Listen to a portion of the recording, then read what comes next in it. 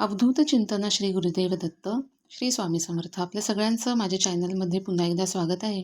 तर बघा, आजच्या व्हिडिओमध्ये आपण जाणून घेणार आहोत की भगवान शंकरांना अनेक गोष्टी प्रिय आहेत, जसं की धोत्र्याचं फूल असेल, बेलपत्र असेल, भस्म.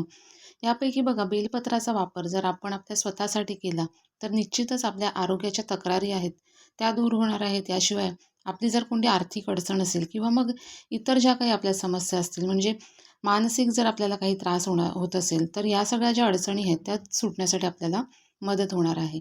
एक छोटंसं बेलपत्र जर तुम्हाला एवढी मदत करणार असेल, तर नक्कीच तुम्ही ही सेवा जी आहे, हा जो उपाय आहे तो तुम्ही करून बघायला हवा.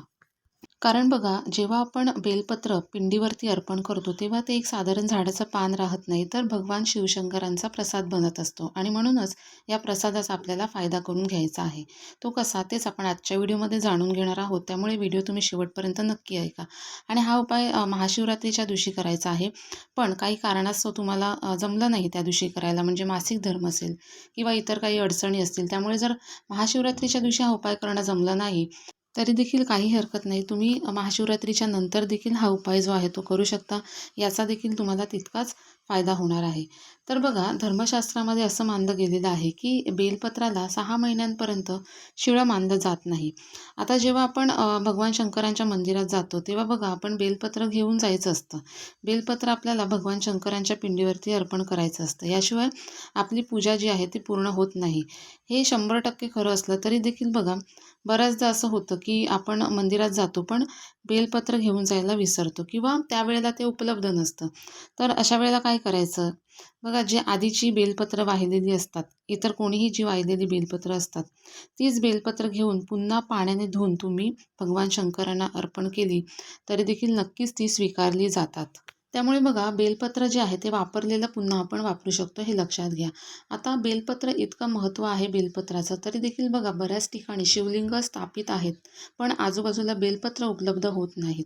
मग अशा ठिकाणची जी लोकं असतात ती काय करतात, तर बघा, बेलपत्राचं चूर्ण जे आहे ते बनवून ठेवतात आणि चिमूटभर चूर्ण जे आहे ते भगवान शंकरांना अर्पण करत असतात. आता बघा, बेलपत्राला एवढं महत्त्व का प्राप्त झालं, तर समुद्र मंथनाच्या वेळी जेव्हा रत्न बाहेर आलेली होती, त्यामध्ये अमृत आणि विष याची देखील उत्पत्ती झाली होती. आणि हे विष भगवान शिवशंकरांनी प्राशन केलं होतं, हे आपल्या सगळ्यांना माहीतच असेल. तर हे विष जेव्हा भगवान शंकरांनी प्राशन केलं तेव्हा त्यांच्या शरीराचं तापमान जे आहे ते प्रचंड वाढू लागलं आणि त्यांना अतिशय त्रास होऊ लागला. त्यांना ह्या वेदना ज्या आहेत त्या असह्य होऊ लागल्या आणि त्यांचा प्रचंड संताप होऊ लागला. आणि अशावेळी आजूबाजूच्या ज्या काही गोष्टी होत्या त्या जळून राख होऊ लागल्या. तेव्हा तिथे जे वैद्य होते त्यांनी भगवान शंकरांना बेलपत्र खाऊ घालण्यास सांगितलं. आणि मग तिथे जे ऋषीमुनी वगैरे होते त्यांनी बेलपत्र आणलं आणि भगवान शंकरांना खाऊ घातलं. आणि भगवान शंकरांच्या डोक्यावर पाणी देखील टाकण्यात आला.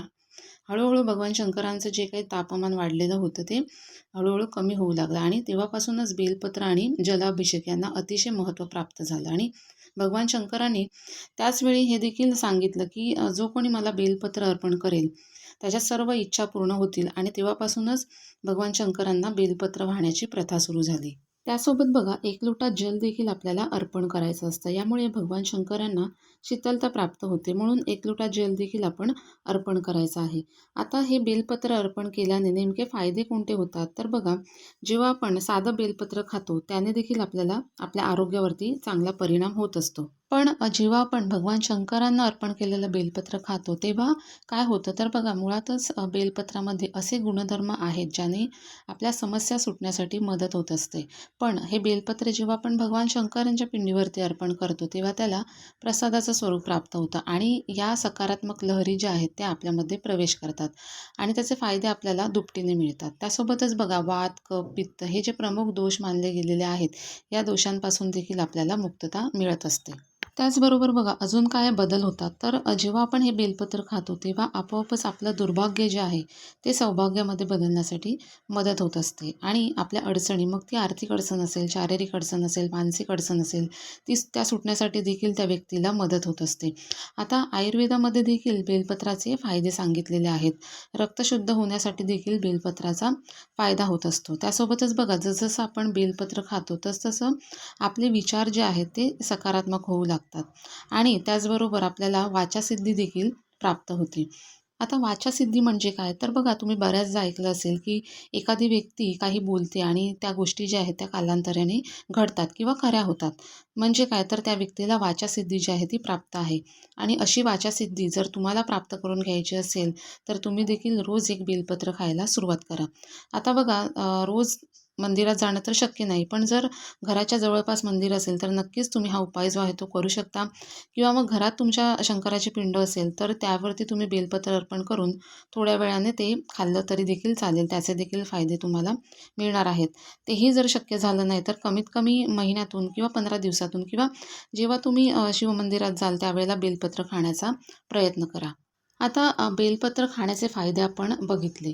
पण त्याचप्रमाणे बेलपत्र तोडण्याचे देखील काही नियम आहेत आणि ते महत्त्वाचे आहेत. तर बघा चतुर्थी, सप्तमी, नवमी, दशमी, अमावास्या, पौर्णिमा आणि सोमवार या दिवशी बेलपत्र चुकूनही तोडू नये. तुम्ही जर एखाद्या फुलवाल्याकडून घेत असाल तर काही हरकत नाही. पण जर घराच्या जवळ झाड असेल आणि तुम्ही स्वतः तोडणार असाल तर हे दिवस जे आहेत ते टाळायचे आहेत.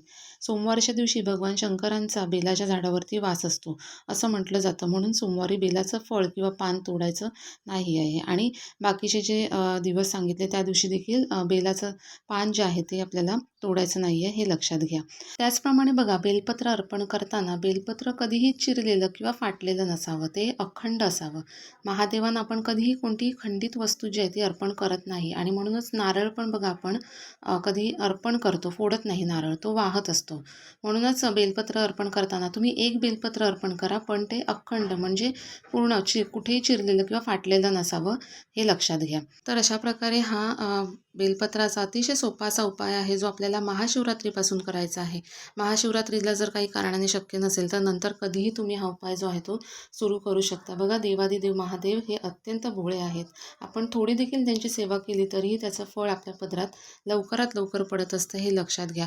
त्यामुळे हा उपाय आपल्याला नक्कीच करायचा आहे. नियम जे आहेत ते पाळायचे आहेत आणि एक बेलपत्र खाण्याचा प्रयत्न करायचा आहे. बघा एक बेलपत्र रोज जर शक्य नसेल तर दर सोमवारी किंवा मग 15 दिवसातून एकदा अशा प्रकारे आपल्याला बेलपत्र जे आहे ते खाण्याचा प्रयत्न करायचा आहे.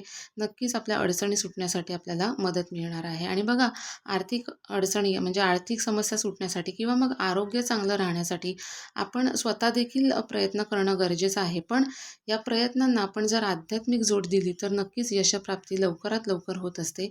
हे देखील तितकंच खरं आहे. त्यामुळे हा उपाय आपल्याला नक्कीच करायला सुरुवात करायची आहे. व्हिडिओतली माहिती जर तुम्हाला आवडली असेल तर व्हिडिओला लाईक करा आणि अशाच माहितीपूर्ण व्हिडिओसाठी चॅनलला सबस्क्राईब देखील करा. धन्यवाद.